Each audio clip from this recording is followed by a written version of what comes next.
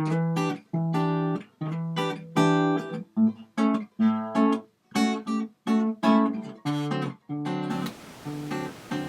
fellow YouTube anoraks, welcome to episode 10 of the Greenville Diaries. Been quite a while since the last posting. I've got a little bit of time off work this week. Started a new job a few months ago and it's been quite hectic. Typically it's absolutely throwing it down, but there you go. So not a huge amount to show you on the layout itself this time since the last update. I've done a couple of details on the scenics, added a building and I'll show you those. But most of my time has been spent on rolling stock. Got all of my hoppers and box cars weathered now, so they're all consistent. You can't really saw them sticking out in the fleet, obviously until I buy something else. But I've also spent quite a bit of time on locos, so I've actually bought a couple of new engines, put a sound chip into one of them as well.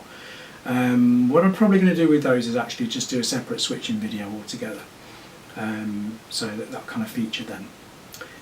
What I have been doing though, and I've been quite pleased with the outcome, something I always wanted to do is when I kind of first invented my fictitious short line of the Yellow Pine Railroad, was to start building my own fleet.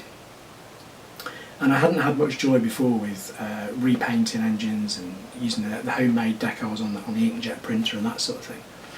So I have done a couple, and I've been using IPA to strip the paint off the bodies, which tends to vary. It seems to depend on the make actually as to how effective that is. I also got some decals ordered and made up for me, custom ones, and I'll put the details down here or up here or something as to where they were from. And I'm quite pleased with the way they've turned out. So I've done 2 engines for the Yellow Pine so far, and I had also bought some microscale decals for a lease engine at GATX. So I'll show you what I've done with those. So on to the trains. Okay, one detail is these little railroad crossing signs, called crossbooks, don't know. Scratch built those, just using my printer. Made a little pole, and they look quite effective. I think I want to redo the road markings at some point with I don't know, I might have to get some decals or something. The only other feature that's really changed on the layout so far is the addition of this building at the back. Again, scratch built. It's just card and printies, sort of in keeping with the rest of the layout really.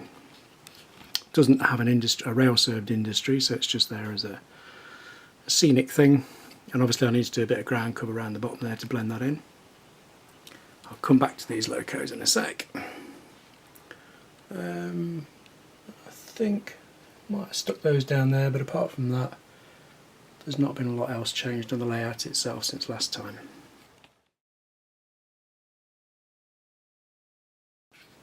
Okay, up first is 2948.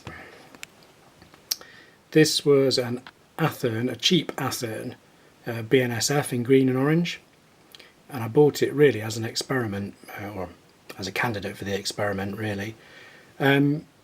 Basically I've stripped it with IPA, just bought some off eBay, given it a spray of blue with a rattle can, and these are some decals I'd picked up on eBay.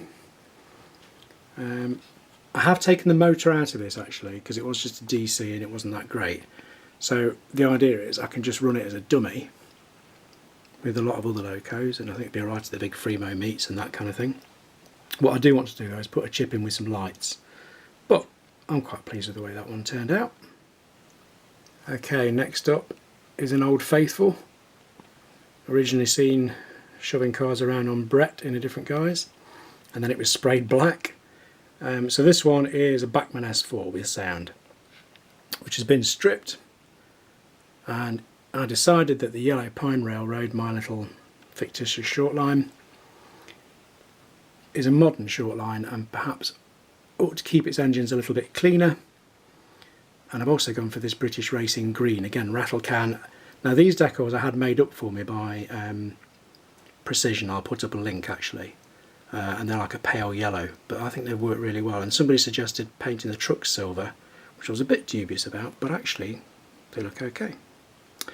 Like an idiot, I numbered this 902 originally, which is why, if you can see at the front there, there's still 902.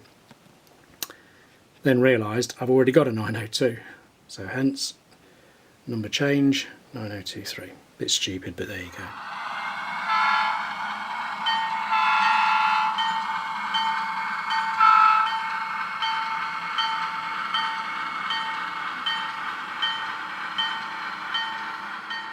Okay, and then the most recent addition to the yellow pine fleet. Underneath here is a Bowser Baldwin DS4 41000 chassis, and I bought a Stewart body to fit on it for this purpose really originally. I did previously spray it black and stick some homemade decals on it, but it didn't look particularly good. So I've now done the same as I did with the Bachmann S4, sprayed it with a British, stripped it all down with IPA first, had a right fiddly job putting all the handrails and things back on, sprayed it with British Racing Green, and I've applied these purpose-made decals as well. So this is now 2011 or 2011, my Baldwin switcher.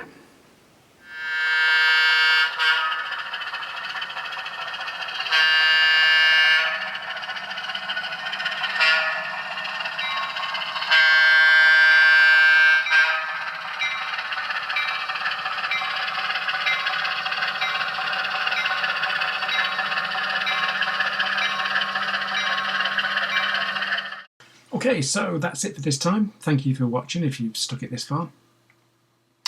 I'm going to record a bit of a switching session and I'll post that video up soon, and that'll show a couple of other engines that I bought recently. In other matters, we've got a big Fremo event coming up in September, just a few weeks' time.